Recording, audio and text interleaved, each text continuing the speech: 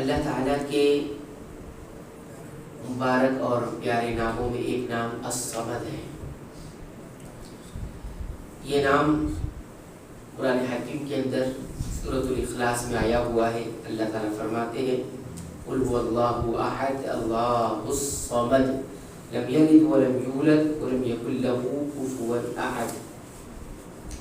ایک ایسی صورت میں یہ نام آیا ہوا ہے جس صورت کے بارے میں اللہ کے نبی صلی اللہ علیہ وسلم نے یہ خبر دی ہے، یہ بتایا ہے کہ یہ 1/3 قرآن کے برابر ہے۔ صحیح بخاری کے اندر موجود ہے روایت۔ ابو سعید الخدری رضی اللہ تعالیٰ عنہ فرماتے ہیں نبی کریم صلی اللہ علیہ وسلم نے اپنے صحابہ کرام سے فرمایا کیا تم میں سے کوئی انسان ایک ہی رات میں 1/3 قرآن پڑھ سکتا ہے؟ تو لوگوں کو صحابہ کرام کو یہ بات سمجھ میں نہیں آئی اور لوگوں نے کہا ہم میں سے کون ہے جو اتنی طاقت رکھے کہ ایک ہی رات میں 1/3 قرآن پڑھ لے؟ تو اللہ کے رسول صلی اللہ علیہ وسلم نے فرمایا یہ سورت پڑھنے کے بعد کہا کہ یہ اللہ الصمد جو ہے یا اللہ الواحد الصمد یہی ثلث القرآن ہے، قرآن کا 1/3 حصہ ہے۔ تو اس سورت کے اندر یہ عظیم نام آیا ہوا ہے الصمد۔ الصمد کا عام طور سے جو معنی کیا جاتا ہے وہ بے نیاز۔ بے نیاز کا مطلب ہوتا ہے جسے کسی کی ضرورت نہ ہو، اس کو کہا جاتا ہے الصمد۔ امام ابن جریر الطبری رحمۃ اللہ علیہ نے اپنی تفسیر کے اندر حضرت عبداللہ ابن عباس رضی اللہ تعالی عنہما کا جو ایک قول ہے، ایک بات ہے جو الصمد کے معنی سے متعلق ہے، اس کا ذکر کرتے ہیں۔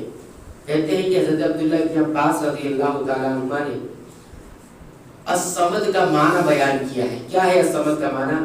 الصمد السید الذی قد کمل فی سؤدی، یعنی صمد کہتے ہیں ایسے سردار کو کہ جو اپنی سرداری میں بالکل مکمل ہو۔ صمد کہتے ہیں ایسے سردار کو، ایسے سید کو کہ جو اپنی سرداری میں بالکل مکمل ہو۔ والشریف الذی قد کمل فی شرفہ، اور ایسے بزرگ اور برتر شخصیت کو صمد کہا جاتا ہے جو اپنی بزرگی میں مکمل ہو۔ اس کیا کہتے ہیں والعظیم الذی قد کمل فی عظمتہ، اور ایسا عظیم شخصیت کہ جو اپنی عظمت میں، اپنی بڑائی میں بہت ہی مکمل ہو۔ والحلیم الذی قد کمل فی علمہ، اور ایسا بردبار، ایسا تحمل مزاج جو اپنی بردباری میں، اپنی تحمل مزاجی میں مکمل ہو، برداشت کی صلاحیت جس کے اندر بہت مکمل ہو۔ والغنی الذی قد کمل فی غنا، اور ایسا بے نیاز، ایسا مالدار کہ جو اپنی مالداری میں مکمل ہو۔ پھر فرماتے ہیں والجبار الذی قد کمل فی جبروتہ، اور ایسا جبار جو اپنی جبروت میں، اپنے جبروت میں مکمل ہو، یعنی ایسا جوڑنے والا، دلوں کو ٹھارس بنانے والا کہ جو اپنے ٹھارس بنائی میں مکمل ہو۔ پھر کہتے ہیں والعالم الذی قد کمل فی علمہ، صمد کہتے ہیں ایسا عالم جو اپنے علم میں مکمل ہو۔ پھر کہتے ہیں والحکیم الذی قد کمل فی حکمتہ، ایسا حکمت والا جو اپنی حکمت میں مکمل ہو۔ والذی قد کمل فی انواع الشرف والسؤد، کہتے ہیں صمد کہتے ہیں ایسی ذات کو جو تمام قسم کی صفات کے اندر مکمل ہو۔ وہ اللہ سبحانہ، اور یہ اللہ تعالیٰ ہی ہو سکتے ہیں، یہ اللہ تعالیٰ ہی ہو سکتے ہیں۔ ہذہ صفات صفته لا تنبغي الا له، اور یہ تمام صفات صرف اور صرف اللہ ہی کے اندر موجود ہے۔ تو صمد کا آپ نے معنی دیکھا، یہ سب کون معنی بتا رہا ہے؟ حضرت عبداللہ ابن عباس رضی اللہ تعالیٰ عنہما، یہ ان کی تفسیر تھی جو انہوں نے الصمد کے تعلق سے کی۔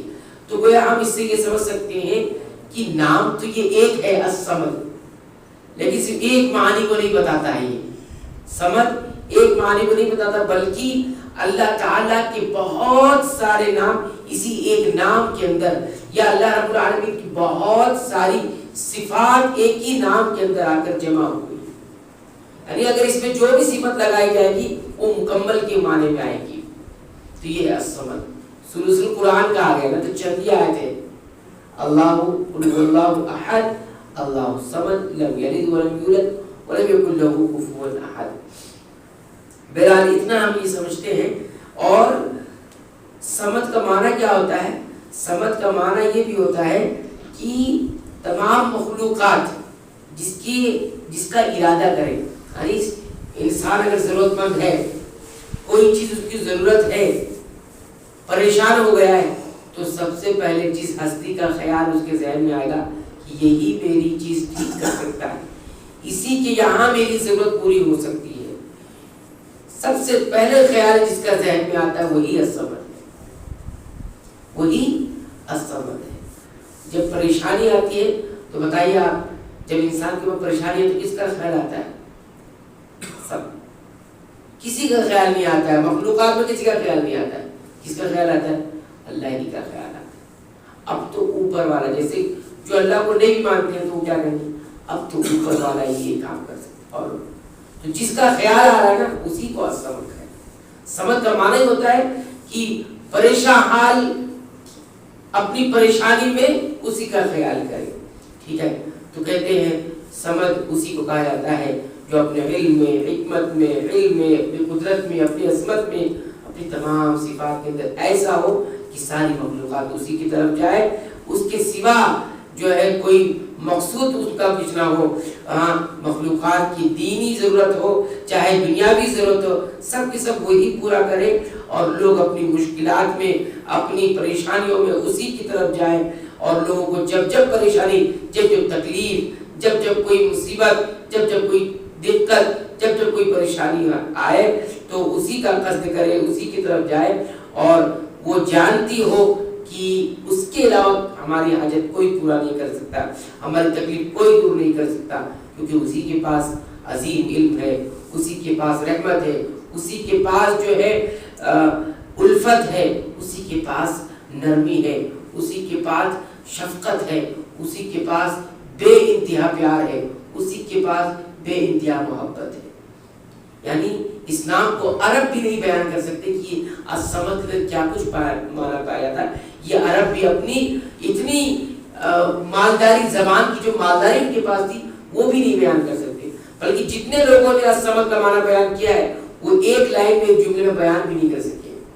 جتنے لوگوں نے الصمد کا معنی بیان کیا ہے، تمام تفسیر پڑھ جائیے اور تمام مفسرین کے اقوال پڑھ جائیے، ایک لائن میں یا ایک جملے میں کسی نے بھی اس کا معنی نہیں بیان کیا ہے۔ یعنی اس کو بیان کرنے کے لیے کئی کئی لائنیں، کئی کئی جملے ہم لوگوں نے ادا کیے، جو ہم نے یہاں پر آپ کے سامنے یہ امام حضرت عبداللہ ابن عباس رضی اللہ عنہما کا ہی قول نقل کیا ہے۔ اب اس کے کیا کچھ معنی قرآن حکیم سے ہمیں نظر آتے ہیں وہ انشاءاللہ ہم آئندہ درس میں ذکر کریں گے۔ صرف اتنا جانتے ہیں کہ حضرت عبداللہ ابن عباس نے اس کا یہی معنی بیان کیا۔